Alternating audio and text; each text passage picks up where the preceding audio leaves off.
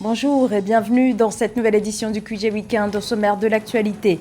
Les chefs d'État de la CEAC pas convaincus par le plaidoyer du général Brice Clotaire Oligui Nguema qui a tenté de justifier le coup d'État au Gabon par un coup de la libération et par le calendrier de la transition qui durera 2 ans. Au terme du sommet, l'Organisation d'Afrique centrale a décidé de maintenir la suspension du Gabon de ses activités jusqu'au transfert du pouvoir aux civils. Appui aux industries manufacturières, le gouvernement égyptien annonce une hausse des investissements de près de 20% pour la période 2023-2024. Le développement de l'ouest du Cameroun, au cœur de la première édition des rencontres d'échange, de découverte et d'exposition de la région de l'Ouest, investisseurs privés et bailleurs de fonds assistent à cette rencontre qui se poursuit à Bafoussam. On ouvre ce journal par l'arrestation de Dominique Yadonka en Centrafrique. Le député de la première circonscription du 4e arrondissement de la capitale Bangui a été interpellé ce vendredi 15 décembre 2023 par la gendarmerie nationale. Il aurait depuis été placé à la section des recherches et d'investigations. Cette arrestation suscite beaucoup de réactions et d'interrogations. Il faut dire qu'aucun motif n'a pour l'heure été notifié, justifiant l'arrestation de Dominique Yadonka, dont le mouvement LITA, l'initiative pour une transformation par l'action, dénonce dans un communiqué de presse une arrestation arbitraire. D'autres voix de l'opposition centrafricaine se font également entendre, comme celle de Jean-François Akanji-Kombe, président du CRT, le Conseil de résistance et de transition. Ce qui nous préoccupe aujourd'hui, c'est le sort d'un compatriote qui est député, par ailleurs, Dominique Yadonka, qui vient de rentrer au pays et qui s'est fait arrêter et séquestrer sans ordre de la justice et au mépris de son immunité parlementaire. Et je rappelle ici que Touadéra lui-même, ce 1er décembre, avait lancé un appel vibrant à ce que les leaders de l'opposition reviennent au pays pour un dialogue. Et voilà, le premier opposant qui revient au pays, voilà le sort qu'on lui réserve. Nous demandons la libération immédiate et sans condition de Dominique Yadonka. Nous demandons à ce que s'arrête cette dérive. Le Gabon reste suspendu des activités de la CEAC, la Communauté économique des États de l'Afrique centrale. Décision des chefs d'État à l'issue du sommet extraordinaire de l'organisation qui a eu lieu ce vendredi en Guinée équatoriale. Les autorités gabonaises issues du coup d'État plaidaient pour la levée des sanctions imposées au pays depuis que le président Ali Bongo Ondimba a été renversé en août dernier.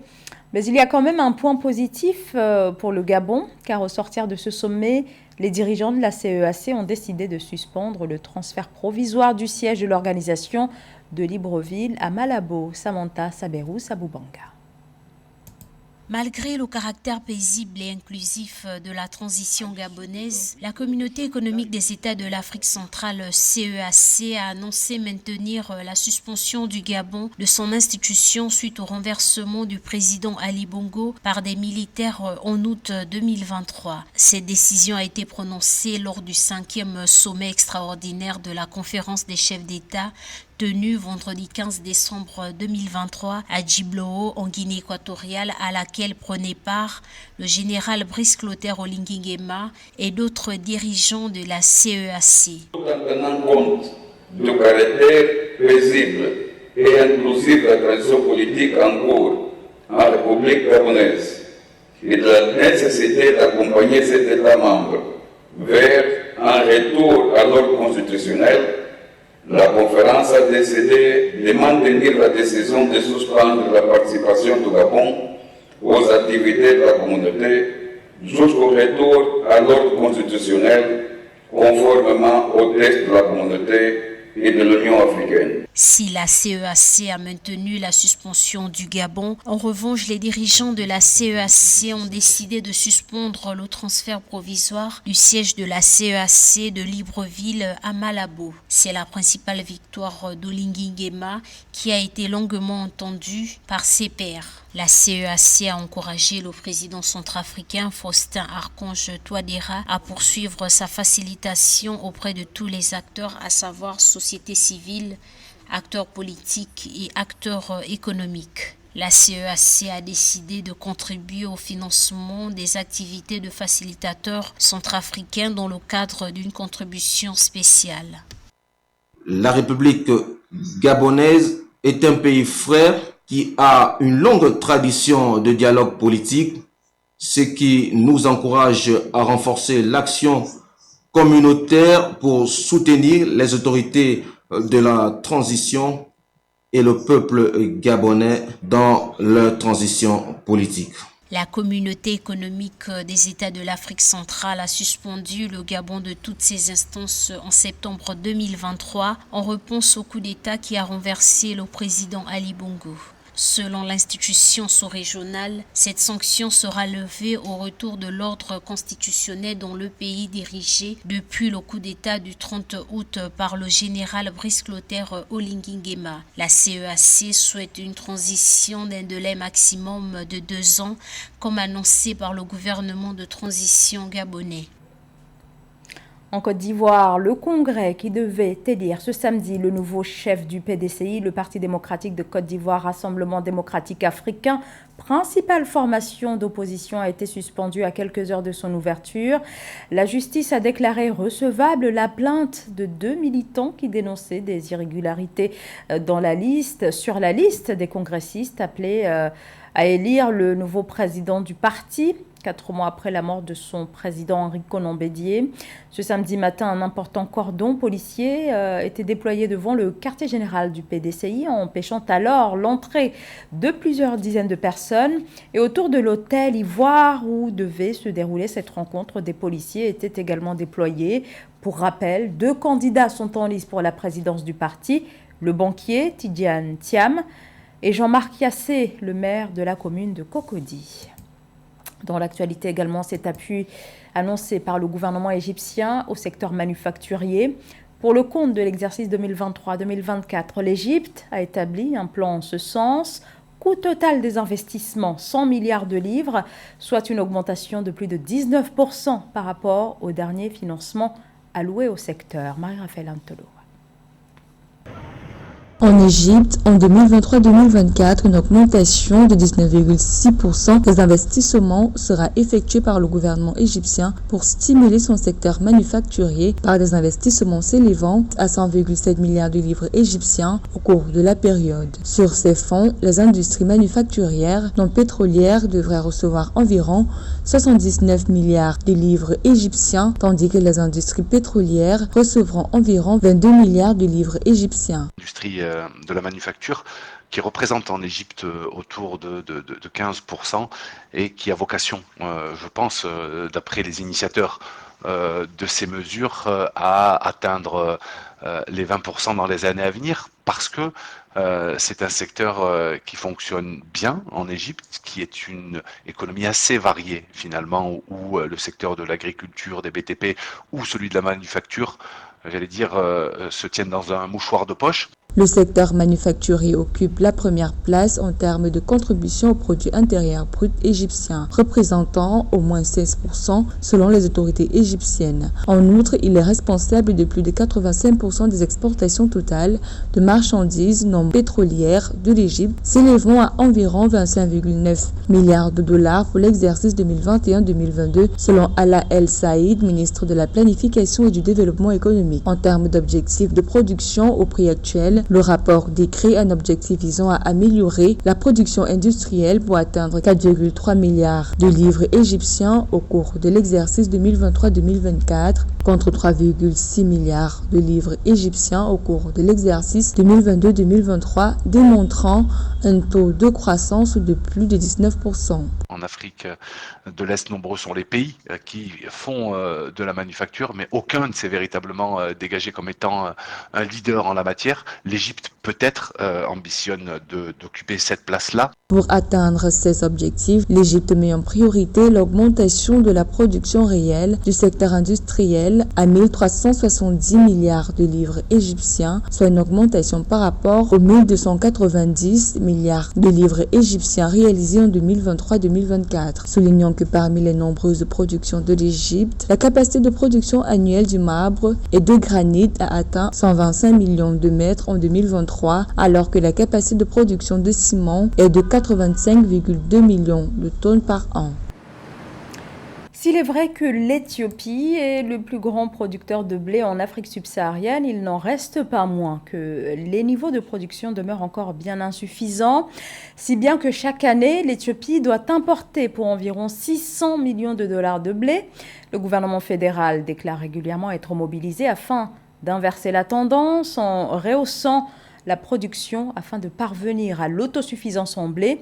Et cela passe par l'extension des surfaces de culture. Sarah Emeli. Pour garantir l'accès universel à une alimentation de qualité, l'Éthiopie prévoit de cultiver le blé sur plus de 3 millions d'hectares de terre au cours de la campagne 2023-2024, soit 1,7 million d'hectares de plus que la couverture de l'année dernière, ce qui représente un bond énorme de 130%. Alors que les semis se poursuivent dans les bassins agricoles, le Premier ministre Abiy Ahmed a annoncé dans une publication sur la plateforme X le 12 décembre 2023 que la production de blé d'été devrait connaître au terme de la campagne 2023-2024 une embellie. Selon le chef du gouvernement, cette production devrait dépasser la barre de 130 millions de quintaux de blé. En mettant de côté les années précédentes, si l'on compare l'année dernière à cette année, 1,3 million d'hectares ont été cultivés l'été dernier. Mais cette année, nous prévoyons de cultiver 3 millions d'hectares, soit 1,7 million d'hectares de plus que l'année dernière. Il s'agit d'une évolution significative. Selon les autorités éthiopiennes, la combinaison des productions de blé d'hiver et d'été devrait permettre de couvrir à la fois la demande intérieure et d'exporter le reste. Ce résultat est le fruit d'une collaboration entamée en 2018 avec plusieurs partenaires dont la Banque africaine de développement pour développer la chaîne de valeur du blé.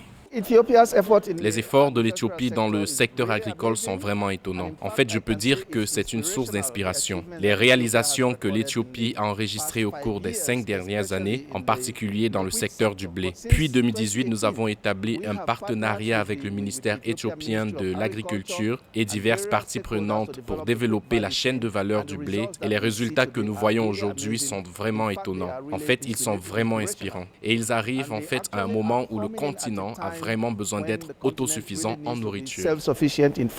Selon Abdul Kamara, directeur général adjoint de la Banque africaine de développement pour la région de l'Afrique de l'Est, cette grande réussite du secteur agricole éthiopien peut être reproduite à l'échelle du continent. Montée en puissance des plateformes de commerce électronique en Afrique, une industrie émergente, le e-commerce en Afrique, un business en plein essor mais qui fait face cependant à plusieurs défis. Le marché reste étroit et offre des marges faibles. Il nécessite donc des investissements réguliers et colossaux, mais aussi une stratégie plus claire. Illustration au Kenya dans ce sujet de Marie-Raphaël Antolo. Les autorités kenyanes ont procédé le 13 décembre 2023 à la mise en œuvre de la stratégie nationale pour l'e-commerce. L'objectif de la mesure, dynamiser le commerce intérieur et transfrontalier et de permettre aux acteurs locaux de répondre aux besoins du marché international. Selon l'exécutif, cette stratégie s'inscrit dans un ensemble d'actions visant à faire du Kenya un hub technologique phare de la sous-région est-africaine en particulier et du continent en général. Il est évident que la stratégie de e-commerce vise à révéler le potentiel kényan dans ce cadre, tout en adressant les défis liés au e-commerce dans le pays. Si cette stratégie est bien menée, le e-commerce va énormément accélérer le développement économique et social au travers de la diversification économique, la création d'emplois et l'augmentation du taux de commerce du pays. En Afrique de l'Est, le Kenya est en tête des nations africaines avec une économie numérique contribuant de manière substantielle au PIB à hauteur de 7,7%. La mise en œuvre de la stratégie nationale de commerce électronique du Kenya, selon Rebecca Miano, ministre kenyane des investissements, du commerce, de l'industrie, s'aligne sur l'engagement des autorités à autonomiser les entreprises locales et à favoriser la croissance économique à partir de la base. To spur both domestic and international trade. Stimuler le commerce domestique et international au travers du commerce de produits améliorés permettra aux producteurs kenyans de répondre aux attentes des marchés internationaux via des plateformes adéquates et cela sera favorable à cette attente. Et cela va permettre de résoudre le problème persistant de déficit commercial. global trade balance deficit. La stratégie comprend des initiatives visant à développer les compétences numériques de la main-d'œuvre et des entrepreneurs kenyans, ainsi qu'à améliorer la connectivité Internet et les infrastructures liées au commerce électronique à travers le pays. Bafoussam abrite depuis le 11 décembre dernier la première édition des rencontres d'échange, de découverte et d'exposition de la région de l'Ouest. Des personnalités issues de la diaspora camerounaise, des partenaires au développement entre autres, sont présents à cet événement dont l'enjeu est de taille car il s'agit des questions liées au développement de la région. Reportage, Joseph Moifo. Avec une population estimée à environ 2 500 000 habitants sur une superficie de 13 936 km², la région de l'Ouest Cameroun, dont le chef-lieu est Bafoussam, accueille la première édition des rencontres d'échange, de découvertes et d'exhibitions de l'Ouest REDEO. Sous le thème « Ensemble bâtissons notre région », l'objectif affiché de ces rencontres est de valoriser le potentiel immense de la région, d'attirer des investissements conséquents et de montrer au monde les innombrables opportunités qu'offre l'Ouest du Cameroun. En fait, c'est un terme qui a été créé pour justifier ce que nous voulons faire aujourd'hui, c'est-à-dire vendre la région de l'Ouest. Dans les radios, c'est ça. Il y a des rencontres économiques, il y a des rencontres culturelles, il y a des rencontres touristiques.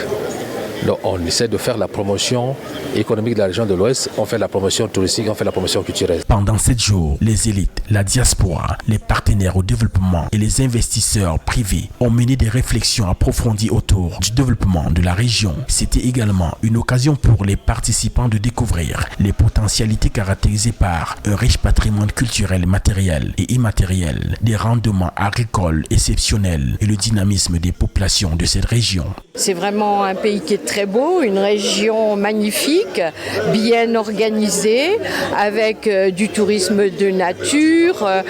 Vous avez des ressources, c'est-à-dire qu'on peut faire aussi du tourisme gastronomique et surtout du tourisme culturel. Ainsi, pour booster le développement socio-économique, le Conseil régional de l'Ouest compte également sur le soutien et l'implication de la diaspora à travers son Haut Conseil des Camerounais de l'extérieur. 6 000 milliards de francs CFA, c'est l'enveloppe globale du plan de développement de cette région. La diaspora camerounaise a un potentiel énorme, que ce soit sur le plan financier, sur le plan intellectuel, sur le plan stratégique et sur plusieurs autres plans. Mais comme nous le disons, ce potentiel n'a pas encore été optimisé. Et on est en train de travailler, c'est pour ça que nous sommes sur le terrain. Le REDEO se positionne ainsi comme un carrefour d'idées novatrices et s'articule autour de 3 segments principaux, à savoir le dialogue Ouest-Développement, axé sur la valorisation des produits agro-pastoraux, le Business Start Corporation, centré sur l'établissement d'une économie régionale solide et durable, le village des patrimoines de l'Ouest, consacré à la mise en avant du riche patrimoine local. Et c'est la fin de ce journal. Merci de l'avoir suivi. Restez avec nous sur Africa 24.